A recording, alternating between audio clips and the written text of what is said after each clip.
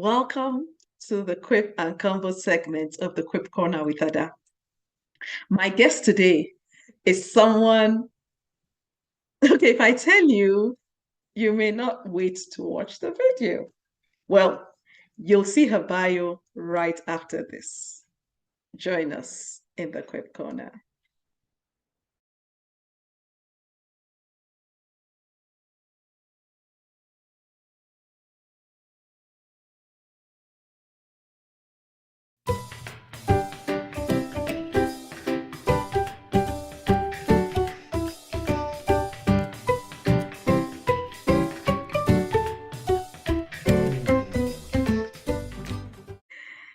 Kelechi, such a delight to see you again after so many years.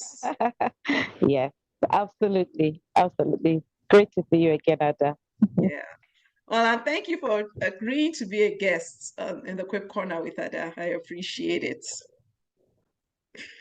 Um, So we landed on leadership, and you said you'd like to talk about Quip 57, I believe, that says good leaders groom staff, great leaders groom others, and make room for them to bloom. Okay? Talk to us, please. Thank you. I think going from my experience as an HR practitioner, but really just pretty much as somebody who believes in leadership. I mean, you and I met on the platform of leadership so many years ago. Yes. It's important to note that or quite a number of people who use the term leaders to describe themselves are not really leaders. So Agreed. you'll find out that quite a number of people are not being given the support, the coaching, the mentoring that they require, Mm-hmm. when working for someone. And oftentimes people find themselves competing with their bosses. So I've had some conversations with some people, and they'll tell me, "Oh, this is the role I would like to aspire to in the next 2 to 3 years." I'm like, "Oh, Yeah. great! Why don't you talk to your line manager about it?" I'm like, can't do that." No can do. No can Keep do, it because the under last time I wraps. tried, exactly, the last time I tried to do that, I got some really bad vibes. So for me, for you to call yourself a leader, you must be somebody who is interested in people. Yes. I was speaking to someone on Friday, Mm-hmm. and I said leadership is a responsibility. It's not an achievement. Okay, it's not, Mm. oh, I've gotten there. I'm all that, and I'm an executive. It is a responsibility that has been bestowed on us by God and by whatever institution that we work for, to literally lift other people up. Yes. Some of the best experiences I've had in my life, and I will tell you very clearly, is really from leadership of my parents, leadership of my bosses. My very first exposure to sound leadership was when I was growing up, watching Mm-hmm. my dad and his work ethics, watching my mom and how she treated our domestic staff. Secondary school, my teachers, some of them, that is not all of them.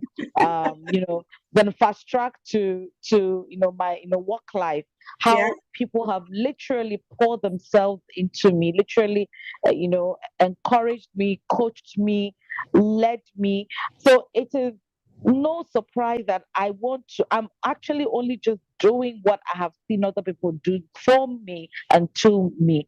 And so sometimes you would find out that people who don't know or who don't care about other people have never really had an example of a good Mm-hmm. leader, or of good leadership.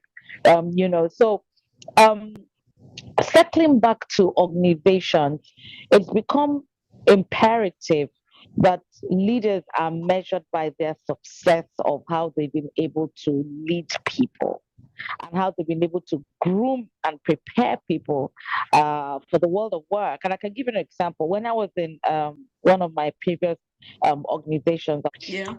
there was a particular leader that was meant to go into the next level of his career. But Yeah. he wasn't allowed to. And when he asked the question, why am I not being um, given this role, he was told because if you leave this role, there's nobody to do the job. And this guy had people working with him for several years, but he just didn't give a damn. Yeah. So when he was Yeah. giving the feedback, like, you're not going anywhere because there's Yeah. nobody to take your job, Yeah. Yeah. the guy got to work. All right. So Mm-hmm. the next 2 years, he dedicated it in building a team. I think he had to actually recruit somebody and build the person up. And in 2 years, he was ready to take on that next role.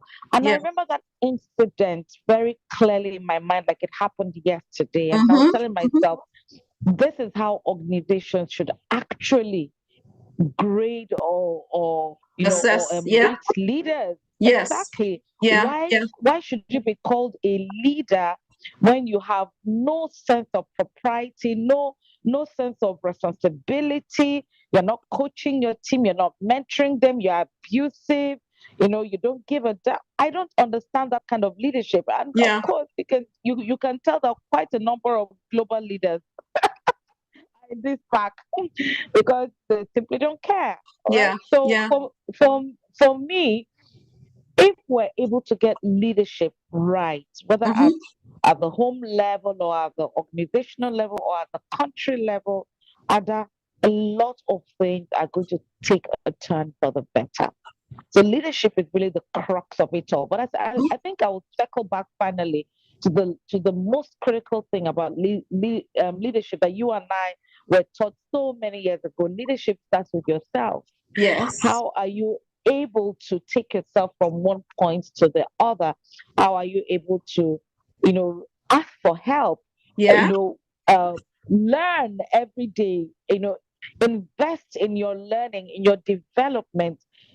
Coach, mentor yourself, tell yourself, I've got to get here. What do I need to get there? So, Yeah. starting from that fundamental level of self leadership and then leadership of people, and then the leadership of organizations and leadership of institutions and countries. That's how the whole the process of leadership should actually go. Yeah, yeah, I agree with you 110%.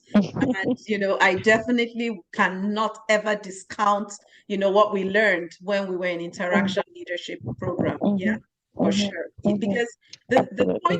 the point you make about self-leadership is straight up, because really, how can you lead other people if you can't even lead yourself? For starters, and to your point, it's truly a responsibility because sadly, too many people want to be indispensable. So, like the Absolutely. example you gave, the person made themselves Absolutely. indispensable, and the organization was like, guess what? You're indispensable, so Absolutely. you cannot be Yeah, promoted. absolutely. I mean, that was brilliant, honestly. I thought that was the fantastic decision by the organization. And, Mhm. this thing about being indispensable, there are two ways I've seen people reflect this. People Yeah. often do that when they have low self esteem. So you have people who are damaged and are leaders, right? So they have a low self esteem, they have a chip on their shoulders, and they don't ever want anybody, their entire identity rests on that position. And Yes. that is why they're unable to look at someone else who is coming off as fast and say, hey, I want to invest in that person. In fact, what they usually do is to scuttle that person's, um, you know, um, um, the career, So damaged people honestly can't be leaders.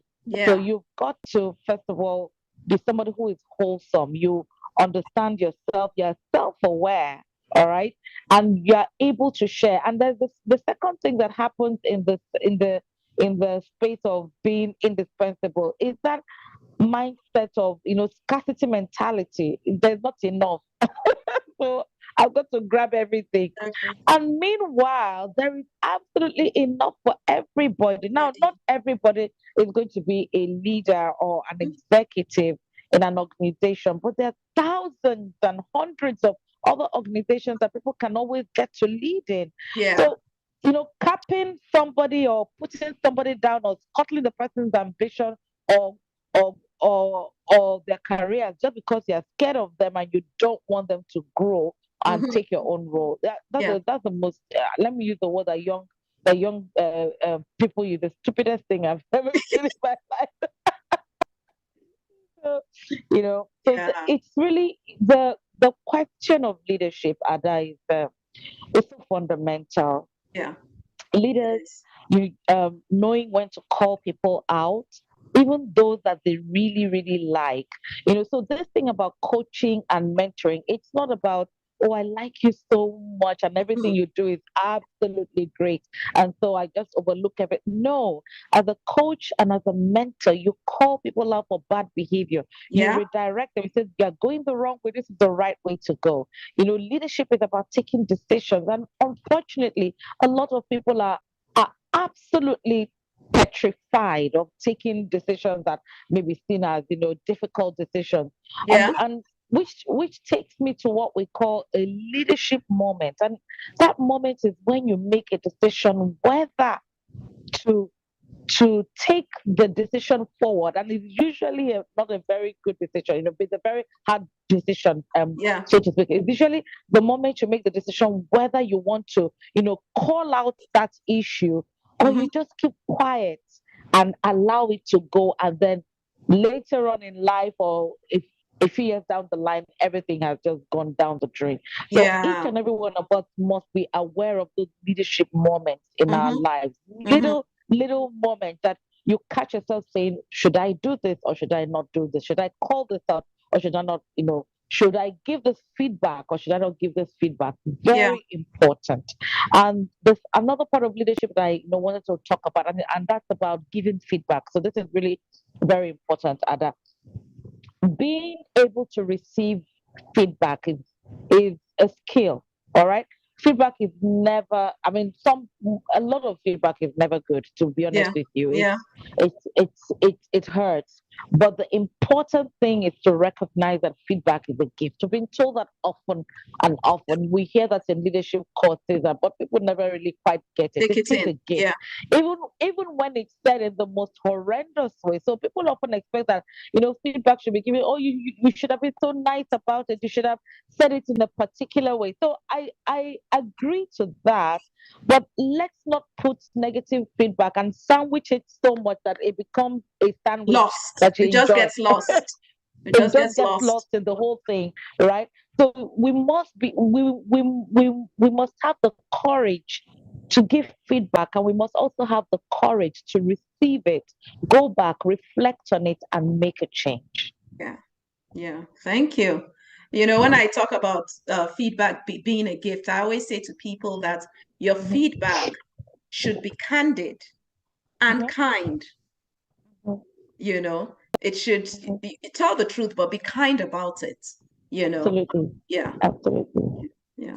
Okay. Well, thank you so Yeah, much. And thank you for sharing your insights. Thank you for joining me. We'll need to do this again. I'm sure you know that. we should. We should. Thank you, Ada. You're welcome. All the God best. bless you All too. right then. Bye God bye. bless. Bye now. Bye. Bye. It was great to see Kelechi after so many years. We definitely thank God for life.